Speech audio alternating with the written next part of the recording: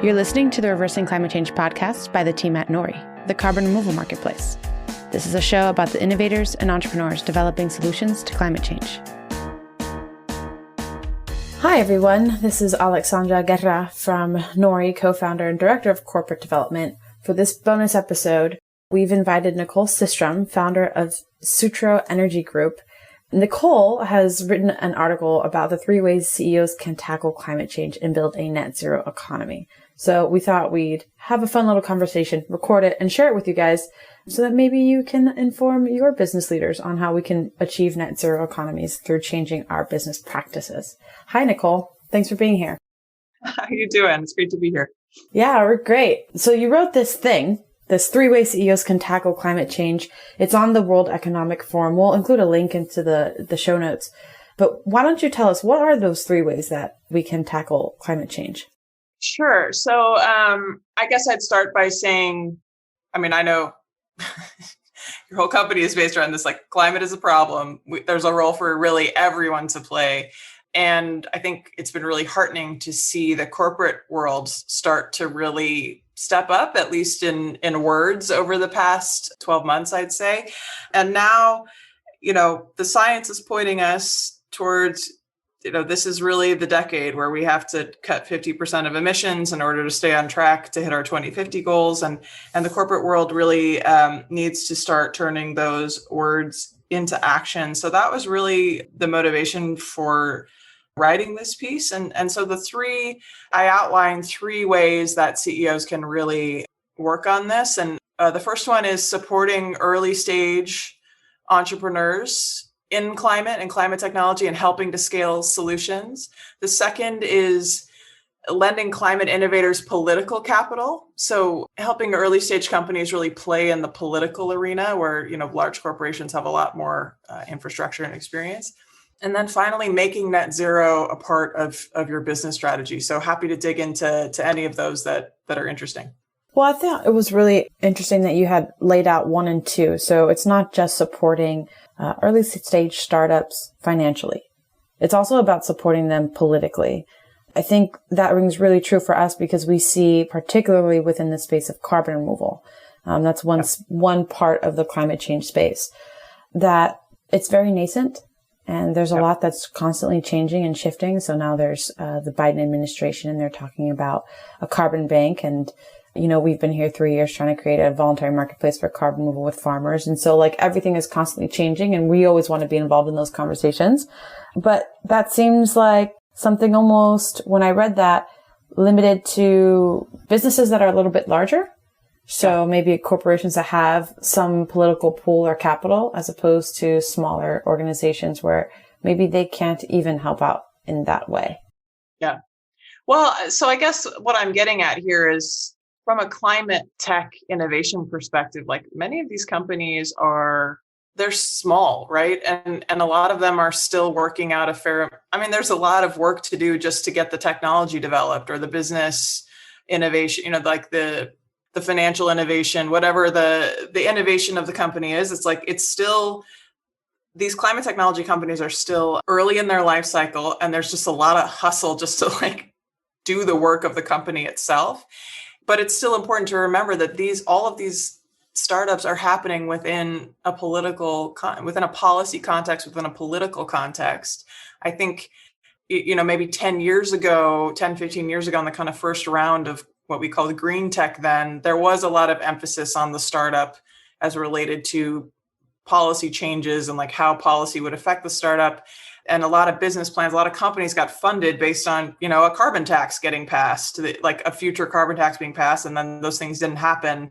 And I think investors and, entrepreneurs really got burned in their connection to policy. But I'm hopeful that we're sort of the circle is kind of coming back around, right? Because we can't make the changes we need to make as a global society, as a global economy, without changing our laws and changing our policies. And I think a lot of startups are realizing, once again, your work with carbon removal is probably the best example of how important policy is in order to get these companies, these early stage climate technologies, kind of kickstarted in the way that we need them to be. At the same time, most of the entrepreneurs at the early stages that I've met they don't get into this because they know about policy. They get into it because they are passionate about climate in general, or they're passionate about whatever technology they have. They're technologists often at the very beginning.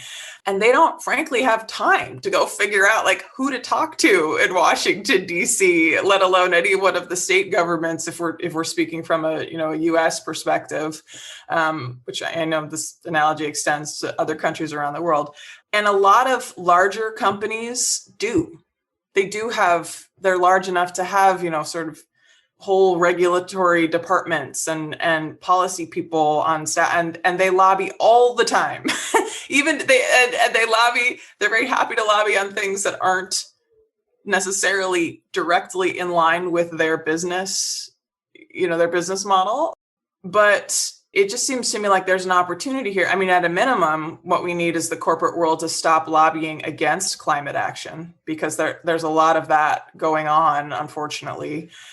Companies stand in the way and say, oh, we can't do anything on climate because that will hurt us in some way, which it provides a lot of cover for policymakers to then not take the bold action we need to take. So I think at a minimum, we need to ask this kind of large corporate lobbyists to stop lobbying against climate action. But then furthermore, I think figuring out a way to lift up climate technologists and help them engage in the policy arena in an effective way, I think can really help move the policy environment forward in a way that actually helps the climate tech get something done, right? Because the other thing that I think can happen is those policymakers that are working on innovation policy, which is I think a lot of what you and I are talking about at this moment, like if innovators aren't part of that conversation, there's no guarantee that policy gets made in a way that actually helps the innovator. That's exactly what I was going to say. It's really interesting because we're all playing a very essential role. Yeah. And we're all part of a crew, really, on this one deck. So policymakers, innovators, large established companies and corporations, and we have to be communicating with each other.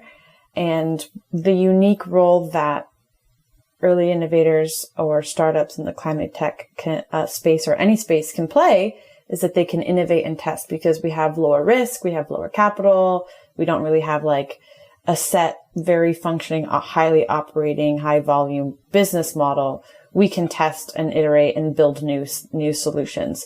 That's something that policymakers can't do. And so, yeah, it needs to be an open dialogue where learnings can be shared between the two, and what the innovators learn or share can be implemented or at least considered in the policy that's being made. I think that's my one concern, is when policies get over prescriptive. It's like, wait, you would take forever to innovate and fix the mistake of the assumption that you made in the policy that you wrote.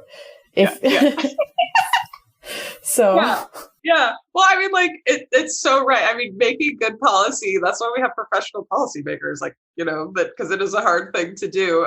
But it's like, I think about the 45Q tax credit, right? Which is, so many people point to as like, this is the policy we have to support carbon removal. But like, if you're not a huge company, like if you don't have a huge project that's removing massive amounts of carbon, you can't take advantage of it, which stifles this whole carbon removal, nascent industry. We have so much innovation going on. It's questions like that where, like, if innovators were at the table and they could say, we have to lower this limit, or how can we make this work so that it's more available to everyone, then I think, we lift all the boats at once, versus just like Chevron being the only company that's able to like take advantage of it, which I don't think is desirable for us to get where we're going. Yeah, absolutely. Okay, I want to shift a little bit to your point number 3, which is make net zero part of your business strategy. Yeah. Every business is different in its shape, size, customers, market, what they're doing. Can you tell us a little bit of some of the examples that you have seen to work to make net zero part of how you run your business? Yeah. I think, well, maybe another way to state this, make net zero part of your business strategy, is my belief that, like, if you are a company, you are a climate company. Like, everyone needs to be asking, if you are operating and doing business right now, you need to be asking yourself the question of, like, how does a changing climate affect what we do, and what can we do to be resilient to a changing climate and hopefully help mitigate against that climate? So I think maybe one of the most public examples of this is Microsoft, right? Like they do software. It's not like a company that you're like, oh, there's a, I guess their software, running software consumes electricity and like they should be concerned about, energy efficiency in that way. Like, fine. But, I think Microsoft for many decades now has been experimenting with different ways to bring climate into its work and innovate against it. I mean, for a while, they had an internal carbon tax that they sort of imposed on every business decision, which I think is pretty wild and innovative. And now, now they have a climate fund. They just have a lot of people working on how climate should come into their decisions, but also into their customers' decisions, right? And I think it's all from the perspective of, we have a better, more sustainable world, then there's a better economy that helps Microsoft grow its earnings, right? So I think every company can be asking itself, what climate risk do I have and what opportunity do I have to affect that and or benefit from adopting some kind of climate innovation? I think just the very basic questions of like, where are you sited? How would a disaster affect your operations? Like, what can you do to be resilient to that? Where do your people live? Are they safe? Starting from that basic perspective makes a lot of sense to me. And I also think, there's the kind of normal list of like, try to switch to renewable energy and do, become more efficient in your operation, which people should definitely do. But I think it's more what the climate question really invites you to do is take a broader long-term view on where your business is headed and the impact it's having beyond maybe just what you sell every day. I see the value in what you're saying, right? Like, hey, one of the co-founders of a climate change startup, so I'm not going to disagree with what you're stating here. I am going to push back a little where it's like, I don't know that every company or business should see themselves as a climate business. I think they should.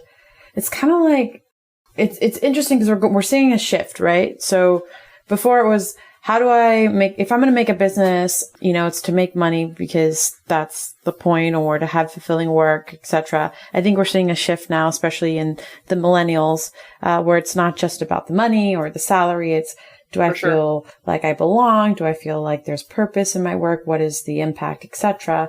And we're seeing a shift in that way, which is good. So we could see a shift where more businesses make net zero part of their business strategy. But there are still, so I've been living in Peru for about 6 months. And there's a lot of industry, of course, from there, because you have businesses who are taking commodities and selling them to other foreign-owned organizations that then might sell them in the US or Europe or something, right? And I wonder, for those types where you have just communities that are just trying to survive, like, and we have a lot of that also in the US as well. Like, we have businesses that are just like, they're trying to maintain their community. How do we speak to them in a way where it's like, look, it's not a either or? Like, how do we tie in climate when it's so separate from what the business owners are even thinking or the community is concerned about? Yeah, no, I mean, it's a good, I like the question. It's a good pushback. I guess what I would argue is that I'm encouraging people to at least ask the question, right? To at least have it on their radar that this is a thing.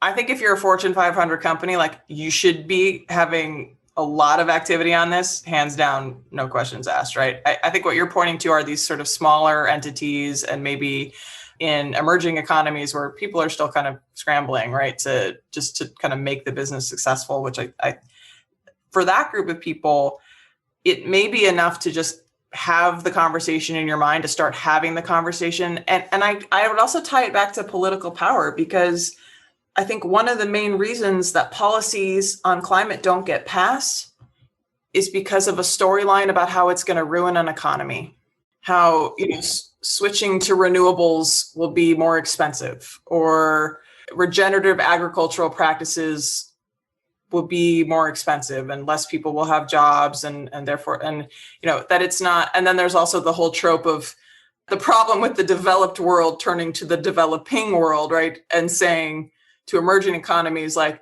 don't develop those fossil fuel resources you've got. You're trying to like lift your country out of raise the standard of living in your country, but please leave all those resources in the ground that you have. Like, that's, yes, totally agree. That's completely problematic. But what I would argue again is people need to be asking the question and engaging in ways that they can, in ways that make sense to them. I mean, it's not going to make sense for everyone to go all the way. And like, yeah, if you're a small business, like you don't need to hire a person to come up with a climate strategy for what you're doing. But I think there's some having the conversation, asking the question, the more that we have this in our mind, that, you know, in order for us to make the changes we need to make, this is like a top to bottom reorganization of our economy. We have to decarbonize every last little corner of everything. And that is going to touch every business eventually. Maybe not tomorrow, but it will. No, I think you're absolutely right. And it's a good response, which is, all right, just ask the question. And maybe, and I love that response mainly because it allows room for it to be non-confrontational or to not be something that is threatening, right? Yeah. It's always strange when you ask these types of questions because it might seem like, okay, well, I have to be one or the other. I have to like either give it all or give none. And I don't think that the world is so black and white. And we should at least give room for the idea and the exploration of what would happen if I were to consider this thing, because I do care about it or I do believe it's important in some way. And you are totally free not to take action on that. But at least it gave some space, and the more space we allow for these types of conversations on how do we include climate in the decisions that we make every day, business or otherwise, we will continue to, as a society, progress. But then there's always a question of time and urgency. So, well, so I think one of the other sort of aspects of this conversation is like the focus on an individual company and like choices at that company level versus trying to change the whole system, right? And maybe that's part of what you're pointing to here is like a smaller company, it works within a system, right? Like it can't completely change how power is delivered, you know, or whether the trucks a company uses are gas powered or, you know, electric, right? But I definitely don't want to make the argument here that if corporations just change their mind, you know, about how to do something, and we're all in on climate, like this problem would be fixed. Like, that's not what I'm talking about. I think it's why I'm linking it to political power as well, because that is actually how a system gets changed, is you have to have policy. But these two kind of things have to happen in tandem, right? Like we need movement in the corporate sector in whatever way it makes sense for the company that, you know, you're a part of and running. And some companies are larger, have larger footprints, have more power. They should be doing more. Versus a smaller company that, you know, is much more at the whim of the system around it. But the more movement we generate within the corporate sector, I think the easier it becomes for policies to move on the kind of timeline that we're talking about. We need to have them move on. Yeah, again, I think it goes back to the fact that there are key roles that we all play in this effort. The private sector, so corporations, businesses, small, medium size as well, innovators and entrepreneurs and startups, and then policymakers themselves and the people who support them, so voters as well as consumers, we're all part of this. And so having the space or the forum to ask those questions and have those conversations is the key here. And then, and making those connections, making space for them. So that again goes to your point number 2. I didn't even go into point number 1. To me, I kind of just skipped over it because it's kind of like, give money to startups. So let's just do a quick let's just give some space to your point number 1, which is supporting early stage startups. My point here is that, you know, especially if you're an established company, like you're typically not set up to have major game changing innovation. You're a large company with a lot of business lines and that business is to protect. And so the innovation that you will do you are most likely to do within your corporate culture already is more incremental, right? Like a better widget a better dishwasher next time around, a little more efficient lawnmower, that kind of thing. Versus, what the studies show us is that blue sky innovation, at least nowadays, really tends to come from outside of large established businesses. And so what I'm calling for here is the kinds of innovations that we will need, for those kinds of innovations that we still need to address the climate crisis. I'm encouraging those corporations with balance sheets or with philanthropy to think about how to invest in and lift up and support and partner with these early stage companies in ways that help, move their products forward, move their development, and help them scale, so that their products become the climate tech companies, their products become more widely available, and therefore we can have the impact that we hope they'll all have. and then the other point is the innovation piece is forward looking, right? But there are also solutions that already exist, and encourage companies to think about how to help deploy those that are ready to go already. Because again, we're talking about decarbonizing every single corner of our economy, every single corner of our industry. Like it's a big task. It's a really big task. Yeah. So it takes some coordination. Yeah. Great. Well, I really appreciate you sharing some of your insights. We'll include a link to the article that Nicole wrote. Thank you so much for your time here, Nicole. Oh, it was my pleasure. So fun to chat. Take care.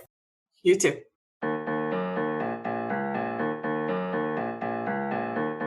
Well, thank you so much for listening. If you like this show, please rate and review it in Apple Podcasts and/or Stitcher. It really helps us a lot to get this content to a wider audience. If you think what we're doing is useful, interesting, fun, hopefully all three, we'd certainly appreciate your rating and review. You can keep up with Nori at nori.com, where there is a newsletter. That's nori.com/subscribe. There's podcasts. There's a whole bunch else. Or you can send us an email at podcast@nori.com. We are also now on Patreon at patreon.com/NoriPodcasts if you'd like more content, engagement, and community. And thank you so much for your support.